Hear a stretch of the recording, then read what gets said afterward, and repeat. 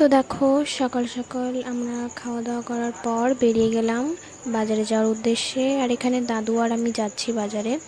আর বুনু আসেনি এত রোদের মধ্যে, তার জন্য আর অনেকটা দূর, যেহেতু বাড়ির সামনেই বাজার ছিল, এক পা দিলেই দাদুদের সামনেই বাজার। কিন্তু সেখান থেকে মাংস নিল না দাদু একটাই কারণে, কেননা ওখান থেকে ওপারের মাংসটা একটু বেশি ভালো হয় তার জন্য। তো সেই জন্য একবারে চলে গেলাম সবজি বাজারও করতে।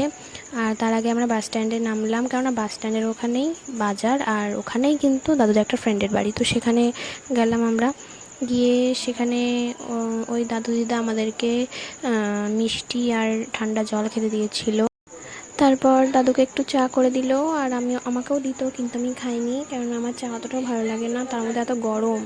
আর তারপর আমরা ফাইনালি বাজারে চলে আসলাম। দাদু এখানে দু রকমের মাংস নিয়েছিল, একটা চিকেন আর হলো মাটন। তো মাংস নেওয়ার পর আমরা সবজি বাজার করতে চলে এসেছি।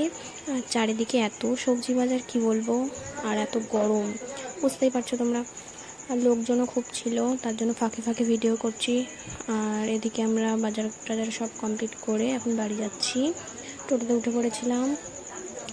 আর এখানে দাদু দুটো ব্যাগই নিল, কেননা আমি বলেছিলাম যে আমাকে একটা ব্যাগ দিতে, কিন্তু দিল না, দাদু নিজেই নিল, কি আর করা যাবে। আর এখানে দেখো, আমরা কিন্তু সবজি বাজার করার পরে মেডিকেল শপে গিয়েছিলাম, কেননা বোনুর খুব ঠান্ডা লেগেছে, ঠান্ডা হাঁচি কাশি তো আছেই, তার জন্য একটা সিরাপ নিয়ে নিলাম সেখান থেকে। আর বাড়ির সামনে কিন্তু আমরা চলেই এসেছি।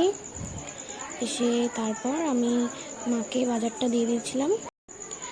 আর তারপরে কিছুক্ষণ পরে আর কি গিয়ে দেখি যে মার একটা মাটন রান্না হয়ে গেছে, তো সেটা তোমাদের দেখালাম।